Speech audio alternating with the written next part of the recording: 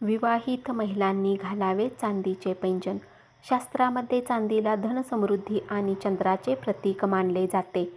या धातूला धारण केल्याने घरात नेहमी सुख-समृद्धी राहते आणि सासरच्या लोकांना कधीही पैशाची कमतरता भासत नाही. चांदी ही शीतलता, शांती आणि पवित्रतेचे प्रतीक मानले जाते. अशा परिस्थितीत चांदीचे पायघोळ घातल्याने शीतलता मिळते आणि मन शांत आणि शुद्ध राहण्यास मदत होते. त्याच्या आवाजाने आजूबाजूची नकारात्मकता दूर होते, त्याऐवजी घरात सकारात्मकता टिकून राहते. पायघोळाचा आवाज कुटुंबातील सदस्यांना मानसिक शांती प्रदान करतो. विवाहित महिलांच्या 16 शुभांपैकी हे एक मानले जाते. पायघोळातील घंटा मन एकाग्र ठेवण्यास मदत करते. याच कारणामुळे विवाहित महिलांनी चांदीचा पायघोळ घालणे फायदेशीर मानले जाते.